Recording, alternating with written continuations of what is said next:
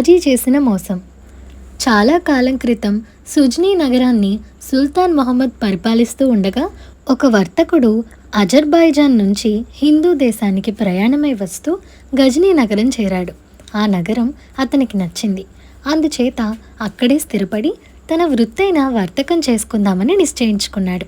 వర్తకం బాగా అనుకూలించగా అతను కొద్ది కాలంలోనే సంపన్నుడై మంచి అందము, సుగుణ సంపత్తి గల కన్యను వివాహమాడి సుఖంగా జీవించసాగాడు. కొంతకాలం జరిగింది. అతని వర్తకం దినదినాభివృద్ధి చెందింది. అతని సరుకులు హిందూ దేశానికి కూడా ఎగుమతయ్యాయి. తరువాత అతను స్వయంగా హిందూ దేశానికి వెళ్ళి వర్తకపు వ్యవహారాలు చక్కబెట్టవలసి వచ్చింది. తాను చెయ్యనున్నది దీర్ఘ ప్రయాణం. దాదాపు 1 ఏడాది పాటు తన భార్యను ఎవరి వద్దనైనా ఉంచాలంటే నగరంలో తనకు బంధువులెవరూ లేరు.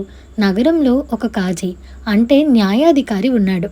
ఆయన చాలా నీతిపరుడు, మహాపవిత్రుడు అని చెప్పుకునేవారు. అందుచేత వర్తకుడు ఆ కాజీ వద్దకు వెళ్ళి, తమరు ధర్మమూర్తులని లోకమంతా చెప్పుకుంటున్నది. నేను వ్యాపారం మీద 1 సంవత్సరం పాటు దేశాంతరాలకు వెళ్తున్నాను. అంతకాలము నా భార్యను మీ ఇంట ఉంచి కాపాడాలని నా ప్రార్థన. ఆమెకు అయ్యే ఖర్చు ఇచ్చి మరీ బయలుదేరుతున్నాను అని అన్నాడు. అందుకు కాజీ సంతోషంగా ఒప్పుకున్నాడు. వర్తకుడు తన భార్యను కాజీ ఇంట వదిలి వెళ్ళిపోయాడు. వర్తకుడి భార్య సంవత్సరం పాటు కాజీ ఇంట దైవధ్యానం చేస్తూ ఎలాంటి దుర్ఘటనలు లేకుండా గడిపేసింది. కానీ అంతలో కాజీ ఆమెను చూడటం జరిగింది. ఆమె అందం చూసి కాజీకి దిగ్భ్రాంతి కలిగింది. అతని సద్బుద్ధి కాస్త హరించుకుపోయింది. వర్తకుడి భార్యను ఎలాగైనా వంచాలన్న దుర్బుద్ధి బలంగా తలెత్తింది. ఒకనాడు కాజీ భార్య ఇంటిని వర్తకుడి భార్యకు అప్పగించి ఎక్కడికో వెళ్ళింది. ఈ సంగతి కాజీకి ముందే తెలిసి అతను వేళకాని వేళ ఇంటికి తిరిగొచ్చాడు. అతను తిన్నగా వర్తకుడి భార్య ఉన్న గదిలోకి వెళ్ళి, ఎంతో పాపభీతి కలవాడినని, ధర్మచింతన కలవాడినని లోకమంతా తెలుసు కదా, నా ఎదుట పడ్డానికి నీకెందుకమ్మా అంత సంకోచం? నన్ను చూసి భయపడటం అన్యాయం అన్నాడు. ఈ మాటలతో వర్తకుడి భార్యకు కొంత ధైర్యం వచ్చింది. నాకు చాలా ఆకలిగా ఉంది, కాస్త భోజనం పెడతావా అని కాజీ వర్తకుడి భార్యను అడిగాడు. ఆమె కాజీకి వడ్డన చేసి అవతలకి వెళ్ళింది. అప్పుడు కాజీ తన వద్దనున్న మత్తుమందు తీసి ఆహారంలో కలిపి వర్తకుడి భార్యను పిలిచి, అమ్మాయి, నన్ను ఒంటరిగా తినమన్నావా? ఏకాంత భోజనం మహాదోషం. నాకు ఏ దోషం కలగకుండా నాతో పాటు లాంఛనంగా నువ్వు కూడా 1 ముద్ద తిను అని అన్నాడు. పెద్దవారి మాట తీసేయడం మర్యాద కాదని వర్తకుడి భార్య కాజీ అందించిన ముద్దలు 2 తిని స్పృహ తప్పి పడిపోయింది. సరిగ్గా అదే క్షణంలో ఇంటికి ఎవరో వచ్చిన అలికిడి అయింది. తాను చేసిన పాపిష్టి పనికి అసలే దిమ్మరపోయి ఉన్న కాజీ మరింత కంగారుపడి వర్తకుడి భార్యను తీసుకుపోయి తన ధనము, నగలు దాచి ఉంచే మాలిగలో పెట్టి యువతలకి వచ్చేశాడు. ఈ లోపల కాజీ భార్య, పిల్లలు ఇంట్లోకి వచ్చారు. కాజీ ఆమెను చూస్తూనే కోపం అభినయిస్తూ, ఇల్లు గాలి కొదిలేసి ఎక్కడికెళ్ళావు అని అడిగాడు. ఇల్లు చూస్తూ ఉండమని వర్తకుడి భార్యకి చెప్పే వెళ్ళానే అన్నది కాజీ భార్య భయపడుతూ. నేను వచ్చి 2 గంటలైంది. కొంపలో ఎవరూ లేరు.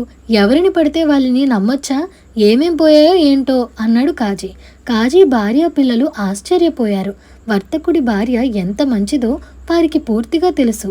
వీళ్ళు ఇలా మాట్లాడుకుంటూ ఉండగానే వర్తకుడు కూడా వచ్చాడు. హిందూ దేశం నుంచి అతను ఆ రోజే తిరిగి వచ్చాడు. నా భార్యను తీసుకువెళ్ళడానికి వచ్చాను అన్నాడు వర్తకుడు కాజీతో. నీ భార్య చెప్పా పెట్టకుండా ఎటో వెళ్ళిపోయింది అన్నాడు కాజీ. కాజీ గారు, మీరు హాస్యం ఆడుతున్నారు, నా భార్యను పిలవండి అన్నాడు వర్తకుడు. హాస్యమేం లేదు, నిజమే చెప్తున్నాను అన్నాడు కాజీ. నా భార్య అలాంటి పని ఎన్నడూ చేయదు, ఇందులో ఏదో మోసం ఉంది అని వర్తకుడు అనగానే కాజీ కోపం అభినయిస్తూ, మతిమాలినవాడా, అన్యాయం జరిగినది నాకు. అకారణంగా నన్ను నిందించక నీ భార్య ఏమైందో, ఏ దేశాలు పట్టిపోయిందో వెతుక్కో అని అన్నాడు. వర్తకుడు తిన్నగా సుల్తాను వద్దకు వెళ్ళి జరిగింది ఆయనకు చెప్పి కాజీ మీద ఫిర్యాదు తెచ్చాడు. సుల్తాను కాజీని పిలిపించి జరిగినదేమిటో అతన్ని చెప్పమన్నాడు.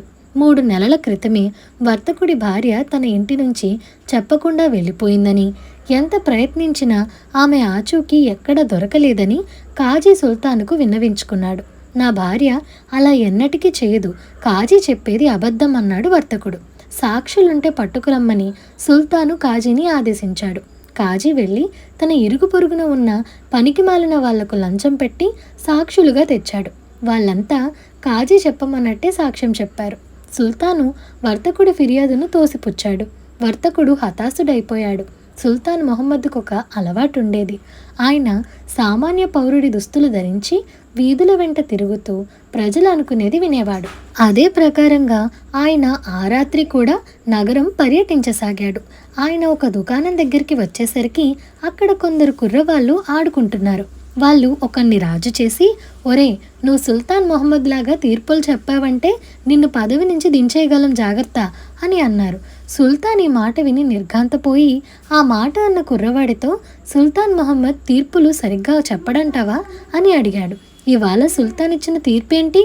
కాజీ తెచ్చిన సాక్షులు ఎటువంటి వాళ్ళు? బుద్ధి గలవాడు ఎవడైనా వాళ్ళ సాక్ష్యం నమ్ముతాడా అన్నాడు కుర్రవాడు. మర్నాడు ఉదయం ఆయన కుర్రవాణ్ణి తన ఇంటికి పిలిపించి, ఇవాళ తీర్పులు చెప్దుగాని అన్నాడు. కుర్రవాణ్ణి న్యాయపీఠం మీద కూర్చోబెట్టారు. కిందటి రోజు కాజీ పక్షాన సాక్ష్యం చెప్పిన వారిని ఒక్కొక్కరినే పిలిచి, ఆ కుర్రవాడు, నువ్వు వర్తకుడి భార్యను చూసావా? ఆమె వయసు ఎంత? మనిషి ఎలా ఉంటుంది అని ప్రశ్నించాడు. సాక్షులు వర్తకుడి భార్యను చూశామన్నారే కానీ ఆమె వయసు, వర్ణన ఒకరు చెప్పినట్టు మరొకరు చెప్పలేదు. మీరు నిజం చెప్తారా లేదా కొరత వేయించాలా అని కుర్రవాడు సాక్షులను బెదిరించాడు. వెంటనే వాళ్ళంతా కుర్రవాడి కాళ్ళ మీద పడి తమకేం తెలియదని, కాజీ చెప్పమన్నట్టు సాక్ష్యం చెప్పామని ఒప్పుకున్నారు. ఆ తర్వాత కాజీ నిజం చెప్పక తప్పలేదు. వర్తకుడి భార్యను రహస్య మాలిగ నుంచి రక్షించి వర్తకుడికి ఇప్పించారు. సుల్తాను కాజీకి దేశ బహిష్కరణ విధించి అతని ఆస్తిని వర్తకుడి భార్యకు అలాగే కాజీ భార్యకు సమానంగా పంచాడు. తాను చెయ్యలేకపోయిన న్యాయం చేసిన కుర్రవాణ్ణి సుల్తాను తన ఇంటనే ఉంచుకొని బాగా చదివించి కాలక్రమాన తన ముఖ్య సలహాదారుగా వేసుకున్నాడు. ఇదండి ఇవాల్టి కథ. ఈ కథ మీకు ఎలా అనిపించిందో మాకు కామెంట్ సెక్షన్లో చెప్పండి. అలాగే మీకు ఈ వీడియో నచ్చినట్లయితే like, share, subscribe to Priya stories Telugu. Thank you for watching.